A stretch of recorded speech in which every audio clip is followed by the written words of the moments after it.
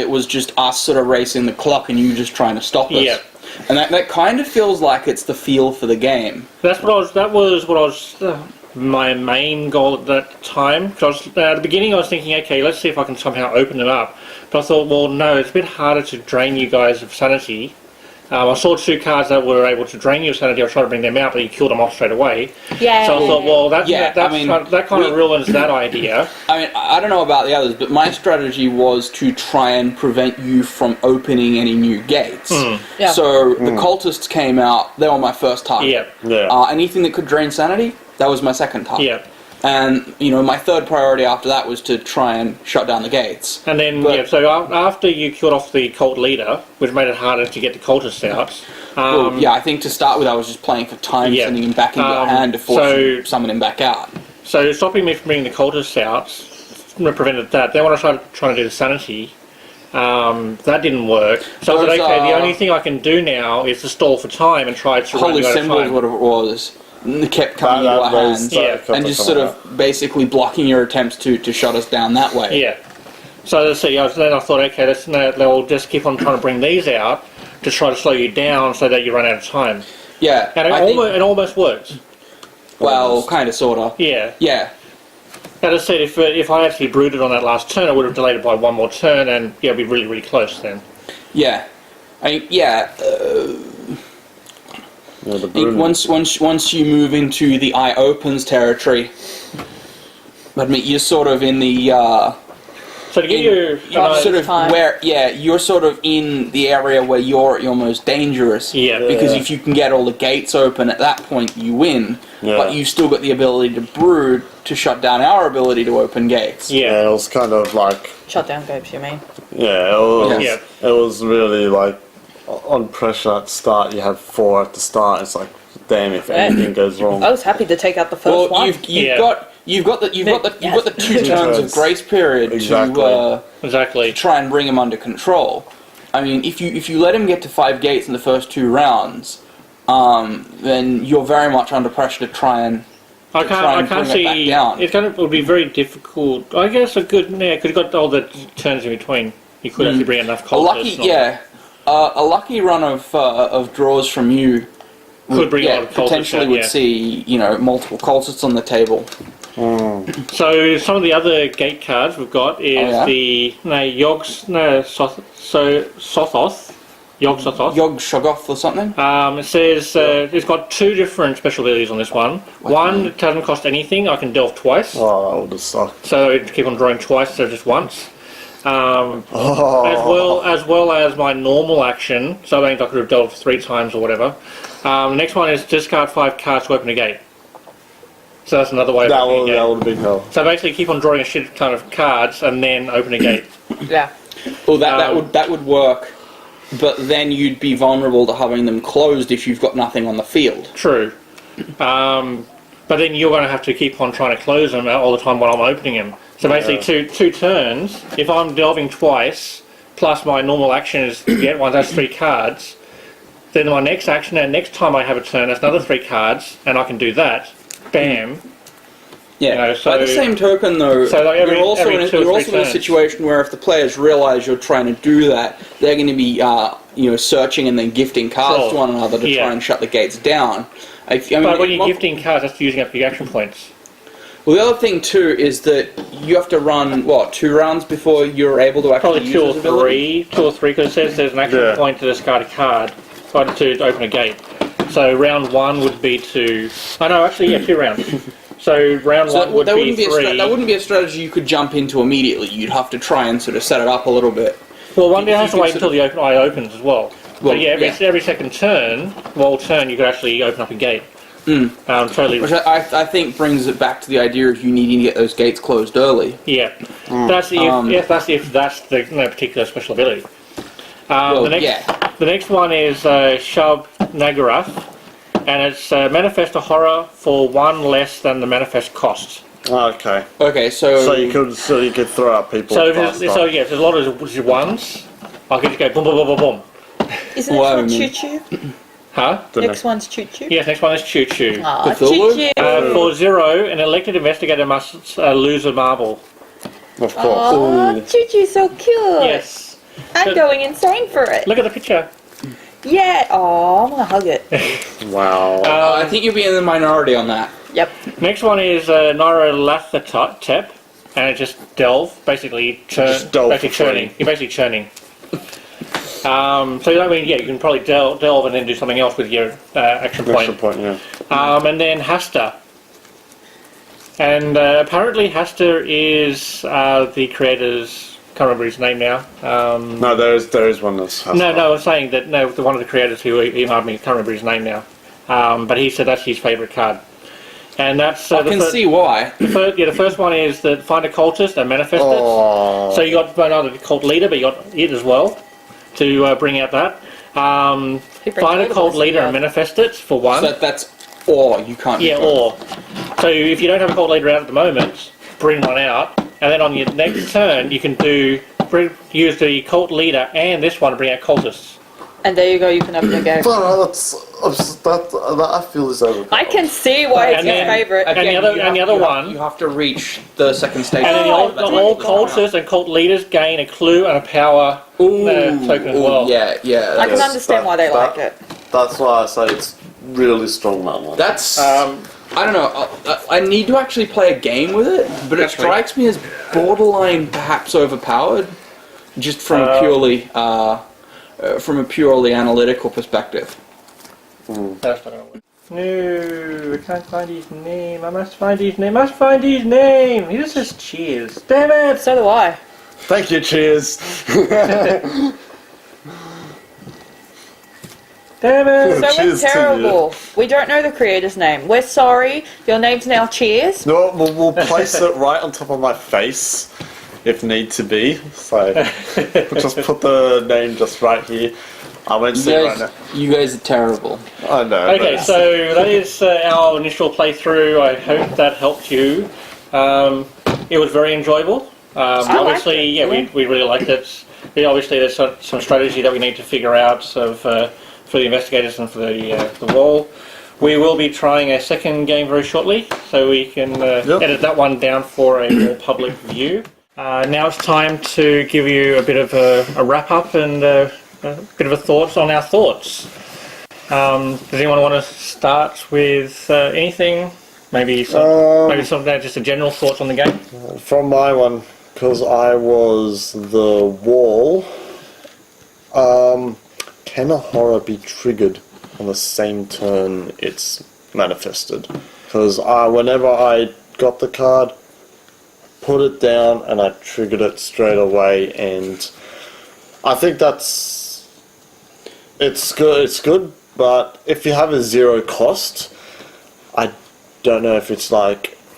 It does seem a little bit It does, almost like a free action.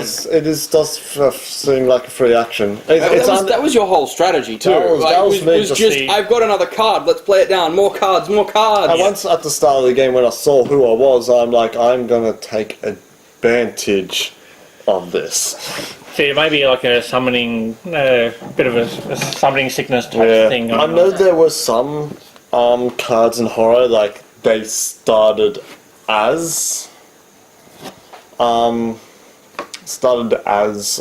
it called? Drained.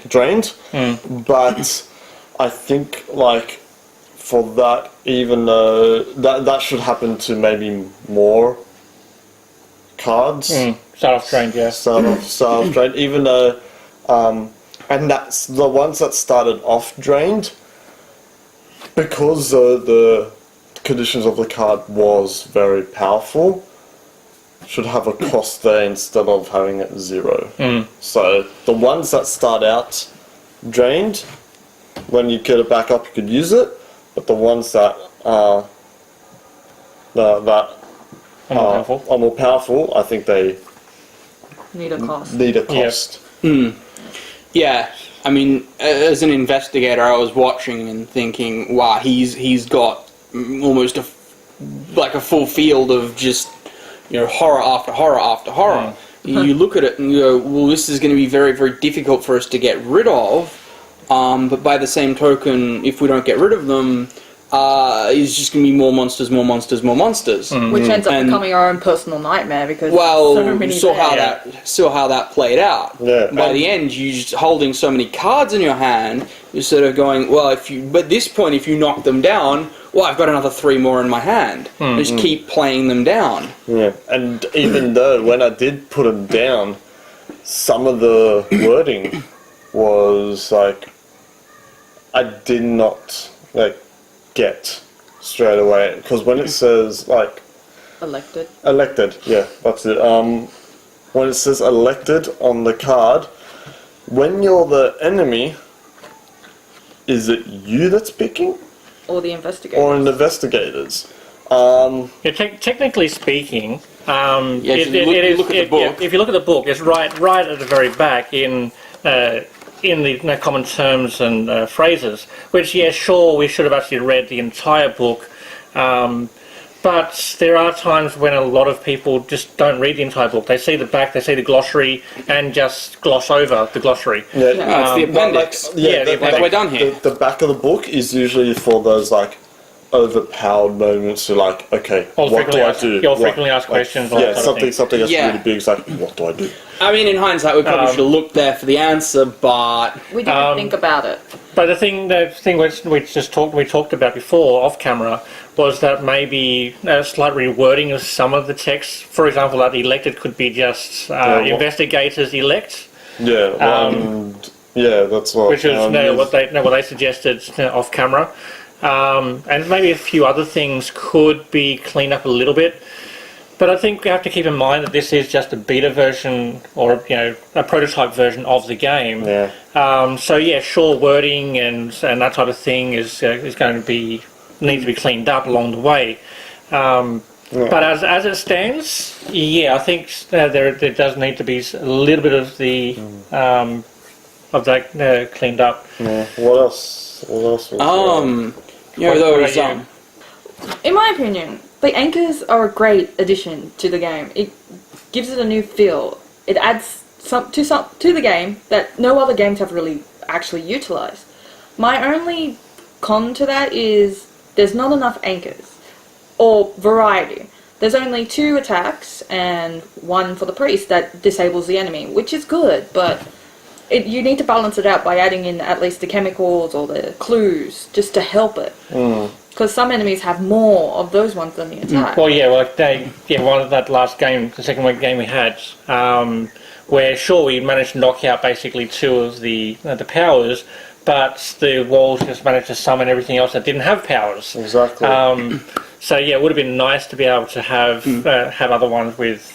Yeah. I think they're a wonderful concept for just being a little thorn in the side of the wall, something that forces them to either take an action to get rid of them or play at something of a disadvantage if they can't be bothered taking them out. In Kaya's case, he just kept playing and just worked around the anchors. So many cards. Which actually went to his advantage because we couldn't stop the other ones because there was no anchors to basically balance I'm not sure what was the go. Did one of you rig the deck or something? Because I literally know every single card that's in that deck now, and which comes to another question.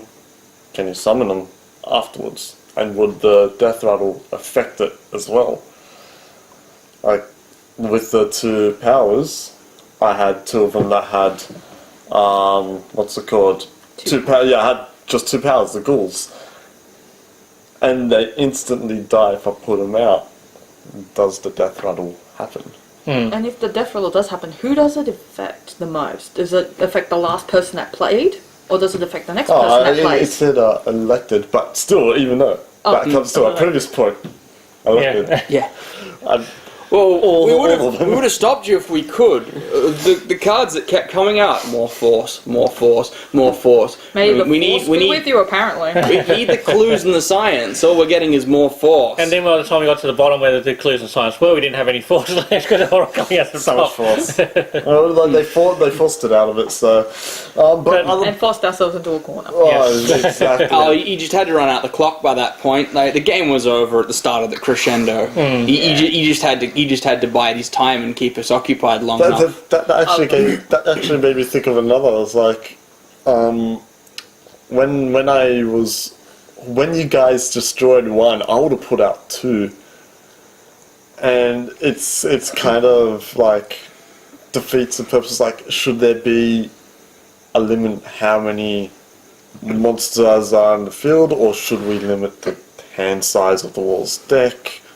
Not by I know there's no hand limit, maybe 10 max. Or like a large number. A large number, but a limit. Because I had to search through all those. Yeah, like double the highest investigator's mental state, which is 5. So 10 would be a good stopping point for the wall. I mean, you've got the advantage in that you actually, take a turn every other turn. I think there's a 6 in there. There is. And being bound to a 5 card limit would be incredibly difficult for the wall. But by the same token, when you're sitting on 20, or I'm guessing at some point it might even have been up to 30. I had so many. I cannot remember. You've got all the cards. There is no tactical value in going, do I need to keep this card or this card? It's just, I've got all the cards. Yeah, literally. And that's hard to play against. My hand was my deck. There was no deck. That was my hand. That was my up and coming hand. I'm not sure if you just got incredibly lucky with your monster draws at the start. I don't know. That was insane. But what did you think? The game itself, the simple way to put it, it's simple, it's quick to learn. I bet you we could teach our dumbest friend to play it and maybe have a little bit of a struggle. But once I think some of the kinks that I've worked out, like wording or trying to balance it, it might be an amazing game that could go really, really far. It's also interesting, it's suspenseful.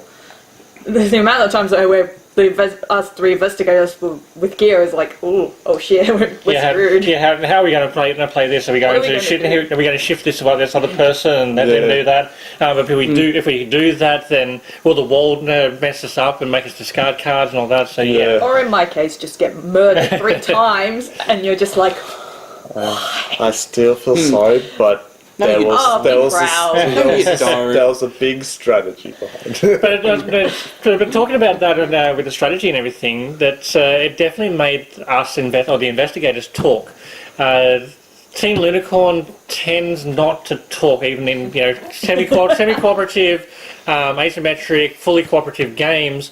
Team Lunicorn tends not to talk. We actually end up becoming a bit more competitive in a way. This is the time that we weren't telepathically talking to each other. I don't think we do that normally, but that's just a case of one-upmanship, I think. Not so here. There is no glory. Only desperation, and it's something I haven't seen for a little while out of this group. But definitely it may allow us to talk and forced us to talk. Yeah, it really, you can see, while I'm doing my turn, I look up and they're like, should I use this card? And sort of, with the cards, sort of showing them to one another, but don't let him see. Don't let him see. We've already talked about some of the bad stuff. What about some other good stuff? The one thing that I think was great, as being the best wall ever, is that it was good that I wasn't overpowered in actions. I know my what's his name? Nelithop or something? Yeah, my character that he had, his action was to have an extra Doom token if I wasn't doing brooding. And that's the. If you had any other one, they may have not had that action. So it's good that you have limited Doom tokens to do what you need to do, or else not even halfway I would have won. We wouldn't even got. The investigators have to think twice about using the exploit the rift as well, because obviously that then gives the wall an extra Doom token to do more stuff. So we get something good, but then we're giving him another action. I think it's a case of risk and reward. Yeah. I think our problem was that we played it too safe. Ironically, ended up losing. falling short because we needed to eliminate a lot of monsters, which would have required, for example, the Blitz action, which comes out only by exploiting the Rift. If you pull a whole heap of cards that have, say, the Clue or Science icon, that could have shifted the flow considerably. But yeah, there's definitely a strategic game there, on both sides. By the same token, we may have just ended up getting all those, getting all the Force cards, having them not be any good to us, and then the Professor and basically just hastening our demise. It's a case of risk and reward. It is. It is, and it's always like every other type of card game. It's literally. It's the luck. heart of the cards. It's literally what luck you'll get. What card is going to be your next card, and will it destroy everything, or will it Will it destroy everything, or will it destroy you? Because you might pick up. You're hoping for the Elder Sign, and you end up picking up a lighter, and you just think, really, really. But you burned the horror to death. Oh, just a little. Yeah. But yeah, I think it's a game of skill as much as luck. I think you play with the card you're dealt, but you have to have a strategy to decide how you play those cards. Particularly with the concept that your hand is also your health. If you run out of cards, you go insane. And also you open up another gate as well. Well, yeah. Yeah. And I mean that's the primary means by which the wall opens gates, is by defeating the investigators one by one. I also quite liked that the cards were called marbles. So when you run out, you can say that you've lost your marble. That wasn't lost on us. That was good. I think it was busy that mostly lost her marbles. I'm just a complete scatterbrain. Just rolled out. Nothing too different to normal then. Yeah, true. How about the idea of an investigator where we can give up an action point to give to someone else an action point, or one who can close a gate with 1 point but are more likely to go completely batshit insane? Because they only have a few, their insanity scores like 4. three or four. Yeah, that's 4's already in there. So yeah, 3. It's not a bad idea to sort of shake things up a little more, have someone who's, I guess, more of a glass cannon, or someone who's more of, I guess, a support character. Well, they're willing to go insane to make sure we all survive, type thing. Yeah. Well, what if the aim is to be insane? Then that must be my sort of card. Oh, hail Lord Cthulhu. That was the one thing I found, was just the amount of effort required to actually close the gates. And I know it's a fair undertaking for the wall to open them in the first place, but it takes just as much time and effort to marshal the cards required to actually close the gate. That sort of, it meant, I suppose it's probably not a bad thing from the wall's perspective, having basically just to run down the clock. But certainly from the investigator's perspective, it was a little bit frustrating looking at it and going, well, I've got all the cards I need to close multiple gates, but I've only got 1 turn left. By that point, I think it's fairly obvious the wall's already won, and you're basically just playing along by that point. Yeah. The inability of the investigators to actually turn it around in the closing rounds of the game. By the crescendo, I think the outcome's already been determined, and we're just going through the motions to make it happen. Yeah. Well, yeah. Oh, yep. Really good. 32 out of 40, not bad. Yep. We did come up with one additional suggestion. Is that, if the game comes with a target token which is going to be used for full co-op, but another token to say whose investigator's turn is next, because when it's the wall's turn, and they do take sometimes a long time to look through the cards and strategize and everything. But even when I played the wall, I'm sure.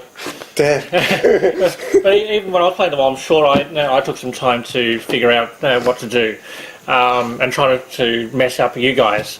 Having some sort of turn marker for the investigator that you can pass around the table. Yeah, the next turn token. Yeah. So that we know whose turn it comes back to as soon as the wall's finished. Yeah. But that's just looking through their 20, however many cards. But that's just a minor thing, though. It's a little thing. Yeah. It's also good for when you need to go and do something quickly, or For At for least you a know who it is.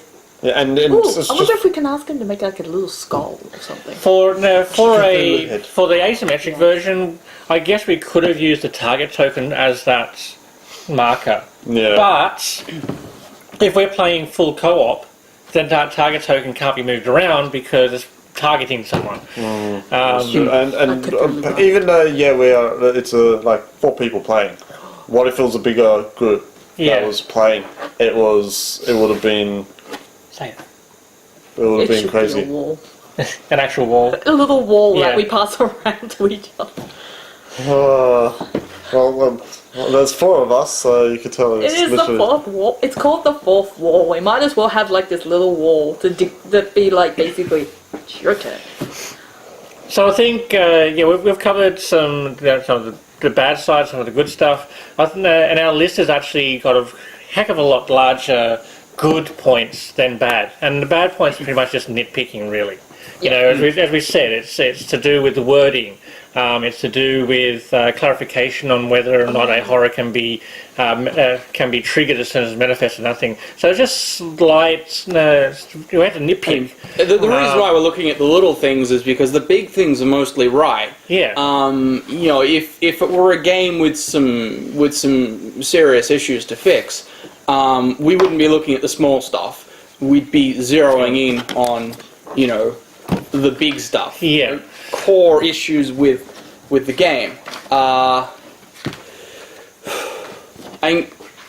thing I liked most about it was the asynchronous, asymmetric nature of it. triggering. Didn't actually feel that asymmetric. What does that have to do? Because the amount of work that's gone into balancing the game so that the wall has, you know, exactly as many turns as the investigators, and to try and control the number of turns so that the game lasts for more or less the same amount of time, regardless of how many players you've got. As a nice touch. So I think overall we really enjoyed the game. When it finally goes to Kickstarter, we know that we're definitely going to back it. Oh yeah. So verdicts. What do you think? Out of 10 stars. That's worth a 7 or an 8, at least. Yeah, I would actually agree with that. I would say 7, 8 as well.